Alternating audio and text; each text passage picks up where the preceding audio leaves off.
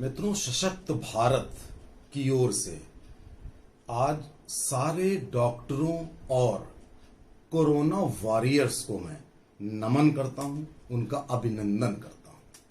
मेरे जितने भी सीनियर हैं, मेरे जितने सहयोगी हैं, जितने जूनियर्स हैं, सबका मैं नमन करता हूं। सशक्त भारत में, जैसा कि आप में से कुछ लोग जानते हैं, हमारा उद्देश्य होता है भारत की सॉवरेनिटी, भारत का प्राचीन इतिहास, भारत की फूड सॉवरेनिटी और भारत की जितनी पद्धतियां हैं, प्राचीन पद्धतियां, उनको विकसित करना और उनको युवाओं के सामने प्रस्तुत करना। क्योंकि बीच में हम भटक गए थे या हमें भटका दिया गया था।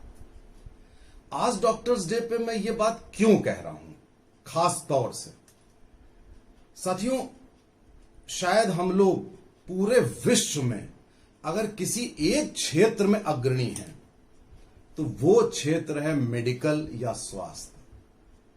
अब तो टेक्नोलॉजी आ गई। टेक्नोलॉजी के पहले आपको याद होगा कि अमेरिका में भी हमारे राष्ट्रपति का इलाज भारतीय सर्जन करते थे। अमेरिका में भी हमारे डॉक्टर्स नाम रोशन करते थे। और इस क्षेत्र में हमारा भले बहुत ज्यादा बजट ना रहा हो, लेकिन सारी विपरीत परिस्थितियों के बावजूद हम हमेशा अग्रणी रहे। क्यों? क्योंकि इस देश में, जैसा कि आप जानते हैं, कि समुद्र मंथन में सबसे पहले भगवान धन्वंतरी हुए। भगवान धन्वंतरी के बाद सुश्रुत, आप जानते होंगे कि सुश्रुत ने सर्जरी का विकास किया और सर्जरी के साथ साथ बेहोशी, एनेस्थीसिया का भी उन्होंने विकास किया। कैसे किया? जैसे कि हमारे शास्त्रों में कहते हैं कि आत्मा एक शरीर छोड़ करके दूसरे शरीर में जाती है। जब वो चिकित्सा कर रहे थे तो उन्होंने देखा कि यदि ऑपरेशन करना है तो व्यक्ति को बिल्कुल मृत बनाओ और मृत बना करके बेहोशी दो, फिर जब वो दोबारा बेहोशी आएगी तो फिर उसमें आत्मा आ जाएगी। इस कॉन्सेप्ट को लेकर उन्होंने एनेस्थीसिया खोजा। सुश्रुत के बाद चरक इस देश के महानतम फिजिशियंस में से एक थे। तो हमारी जो विरासत है उसमें ये सारे और सारी पद्धतियां भी हैं। अभी आपने देखा होगा सोशल मीडिया पे पद्धतियों को लेकर के बड़ी कंट्रोवर्सी हुई, लेकिन वो कंट्रोवर्सी पद्धतियों को लेकर नहीं थी ज्यादातर, as far as I am concern.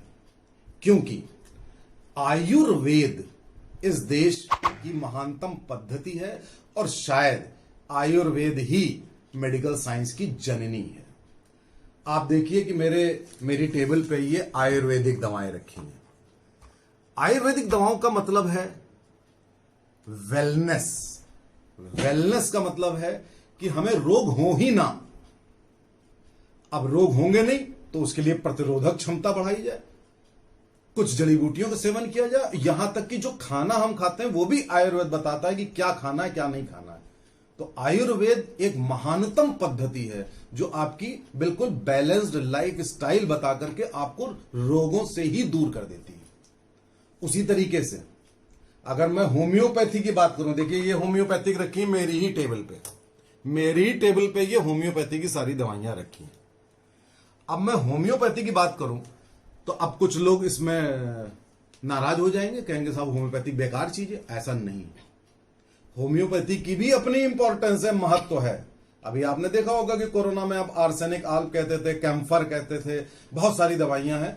और यकीन मानिए उनका भी वही कंसेप्ट होता है जो वैक्सीन का होता है, कि वही चीज जो ज्यादा मात्रा में नुकसानदेह होती है, अगर कम मात्रा में दे दी जाए तो शरीर रिएक्ट करके आपको ठीक कर देता है। अब मैं हूं गैस्ट्रो सर्जन। अब मेरी जो पद्धति है, आप ये मेरी पद्धति देख रहे हैं, इसको आप अगर एलोपैथी कहते हैं तो मैं इसको एलोपैथी नहीं कहता हूं। मैं इसको एलोपैथी के बजाय मॉडर्न सिस्टम कहता हूं। मॉडर्न सिस्टम का मतलब है कि यह सिस्टम भी हमारे देश में काफी विकसित हुआ है, ये मत कहिए कि विदेशी है। अब इन तीनों पद्धतियों में इसके अलावा भी नेचुरोपैथी है, यूनानी है, सबका अपना महत्व है। हमको करना क्या चाहिए? हमको एक तरफ आयुर्वेद का विकास करना है वेलनेस के लिए, होम्योपैथी के बारे में भी सोचना है कि क्या ये वैक्सीन की तरह काम करती है, और मॉडर्न सिस्टम ऑफ मेडिसिन इसको तो हम फॉलो कर ही रहे हैं। अब विवाद होता है, जैसे अभी हुआ विवाद कि साहब ये आपका एलोपैथी बहुत बेकार, ऐसा नहीं है।